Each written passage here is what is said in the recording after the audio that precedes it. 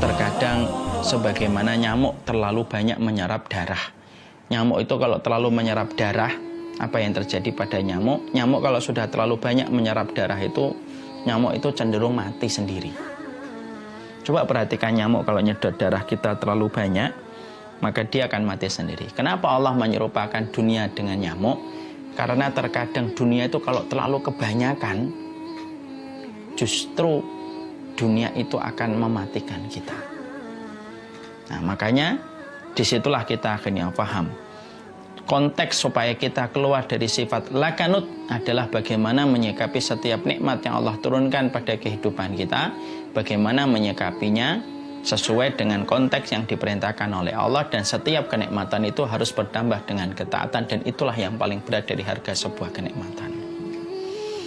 Nah, jangan dikira orang yang kemudian mereka mendapatkan kenikmatan maka hanya bersenang-senang. Yang pertama, ketaatannya akan ditunggu sama Allah menjadi lebih besar daripada orang yang tidak diberikan kenikmatan.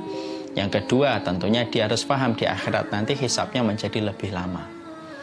Makanya maaf ya, yang luar biasa itu dulu para sahabat Nabi yang miskin, tidaklah mereka iri kepada sahabat yang kaya raya, bukan karena kuda mereka yang banyak, bukan karena rumah mereka yang lebih besar. Tapi sahabat yang miskin iri kepada sahabat yang kaya karena sahabat kaya itu mereka mempergunakan hartanya di jalan Allah, nyumbang untuk jihad, nyumbang untuk dakwahnya Rasulullah, sering membantu Rasulullah. Yang mana ketika mereka miskin tidak bisa melakukan itu. Makanya sampai Nabi menghibur mereka, bukankah tasbih itu sedekah, bukankah kamu mendatangi istrimu itu adalah sedekah, untuk menghibur kalangan fakir miskin di antara para sahabat. Yang membuat saya kagum dengan hadis ini itu apa? Iri hatinya sahabat yang miskin kepada sahabat yang kaya bukan karena fasilitas hidupnya, tapi irinya sahabat yang miskin kepada sahabat yang kaya karena sahabat yang kaya mempergunakan hartanya di jalan Allah. Itu kalau bukan masyarakat Robbani itu tidak akan terbentuk semacam itu. Nah, makanya disitulah kita akhirnya memahami setiap bertambah kenikmatan, yang tidak bertambah ketaatan kita kepada Allah akan berubah menjadi musibah. Makanya Allah itu ketika mengalirkan begitu banyak kenikmatan, di situ ada konsekuensi yang besar. Ada sebuah ketaatan yang harus bertambah lebih besar daripada nikmat yang sudah Allah besarkan untuk dia. Nah, saya pernah mendapatkan konsultasi salah satu jamaah. Ada salah satu jamaah itu bercerita sendiri bahwasanya dia punya perusahaan. Ya, beliau memiliki perusahaan. Perusahaan tersebut kemudian Masya Allah asalnya perusahaan kecil. Ya, lama-lama membesar, lama-lama membesar, lama-lama membesar gitu. Dan ketika membesar justru bermacam-macam masalah itu datang bertubi-tubi kepada keluarga ini. Sampai sang istri akhirnya dan suami itu berkata gitu, dulu ketika kami perusahaannya kecil itu Ustaz, kelihatannya kehidupan kami baik-baik aja, tapi ketika perusahaan kami besar Masya Allah gitu, banyak sekali yang akhirnya berubah dari kehidupan kami. Kalaulah bukan karena ujian yang datang pada perusahaan kami, tentunya kami akan terus melupakan dan melalaikan kewajiban kami kepada Allah. Terus ada kata-kata yang beliau sampaikan, rindu rasanya dulu ketika kami belum memiliki perusahaan gitu. Ketika kami mampu untuk bangun malam dengan mudah, tanpa rasa khawatir besok pagi akan meeting ini, meeting itu. Ketika kami bersedekah tanpa kami mengkhawatirkan investasi-investasi kami gitu. Dan kelihatannya hidup kami menjadi lebih ringan pada saat itu. Masya Allah ya. Saya ketika mendapati kisah itu mikir, Masya Allah ya, kadang-kadang Allah itu memberikan kepada kita sedikit harta dan sederhana harta, karena pada dasarnya sederhana harta itu justru membuat kita dekat dengan Allah. Tapi justru hakikatnya kadang-kadang Allah itu menjadikan orang banyak harta tetapi dia lupa kepada Allah. Semoga di antara kita yang sedang dilapangkan hartanya menjadi orang yang lebih banyak berkomitmen pada kesyukuran dia dengan ketaatan yang bertambah, jauh lebih, harusnya lebih bertambah daripada orang yang tidak diberikan harta, karena nikmat yang diberikan bertambah wajib disertai dengan ketaatan yang bertambah. Dan itulah kaidah yang sudah disampaikan di dalam agama. Yang kedua, ketika kita tidak ingin menjadi pribadi lakanut, ketika mensyukuri nikmat itu apa yang kedua? Yaitu adalah yang kedua, ketika kita ingin betul-betul terlepas dari lakanut itu, maka sikapilah setiap nikmat yang Allah berikan kepada kita untuk pandai berterima kasih. Kalau dia seorang wanita, pandailah berterima kasih kepada suaminya yang telah memberikan kenikmatan itu melalui perantara suaminya. Makanya sesungguhnya Allah tidak membutuhkan syukurnya seorang istri ketika dia tidak pandai berterima kasih kepada suaminya, padahal dia tidak bisa lepas dari bantuan suaminya. Karena keridhaan suami merupakan perkara besar, dan sesungguhnya keridhaan suami itulah yang menjadikan kesyukuran manusia itu akan diterima oleh Allah. Kalau dia seorang laki-laki, sesungguhnya syukurnya dia kepada Allah tidak akan diterima kecuali sampai dia berterima kasih kepada ibu dan bapaknya, sebagaimana dalam surat Luqman 14.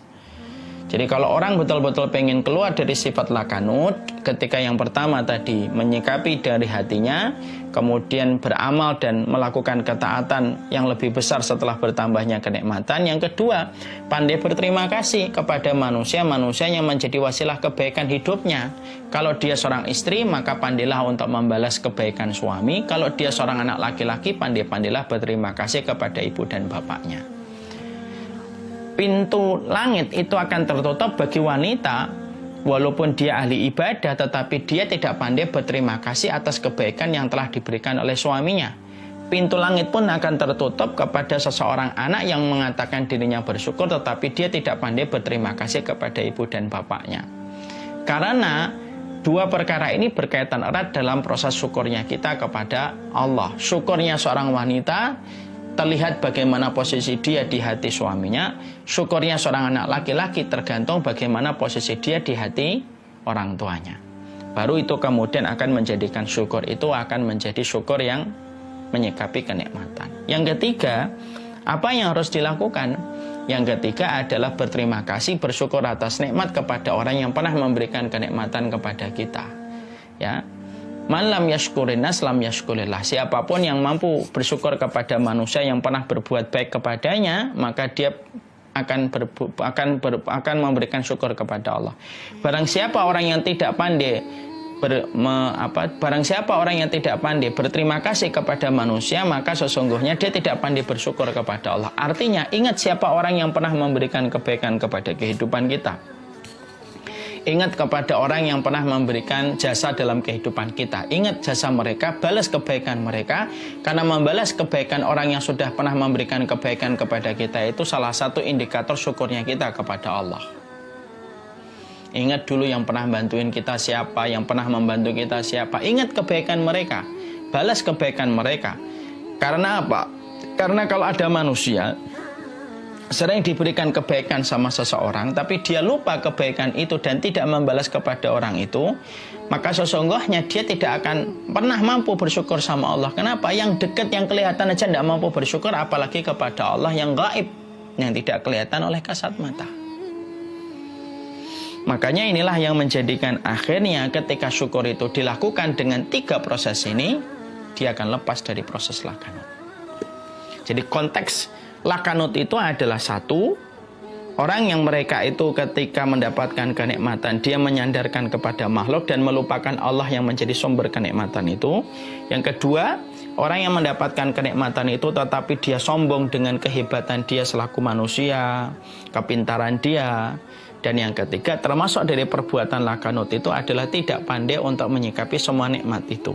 Dan ketika kita menyikapi nikmat itu ada 3. Satu, yakini bahwasannya nikmat itu datang dari Allah, ucapan dengan bentuk tahmid kita kepada Allah, dan pasti dengan komitmen bagaimana kita merubah setiap kenikmatan menjadi ketaatan yang bertambah. Yang kedua, kalau dia seorang istri, maka dia harus berterima kasih kepada suaminya atas nikmat yang Allah berikan kepadanya melalui suaminya. Dan kalau dia seorang anak laki-laki, dia pandai berterima kasih kepada ibu dan bapaknya atas semua kebaikan yang pernah diberikan oleh bapak dan ibunya kepada dia. Dan yang ketiga, dia harus memberikan kebaikan kepada orang yang pernah memberikan kenikmatan pada hidupnya. Barulah setiap manusia itu dia akan terlepas dari sifat lakanut.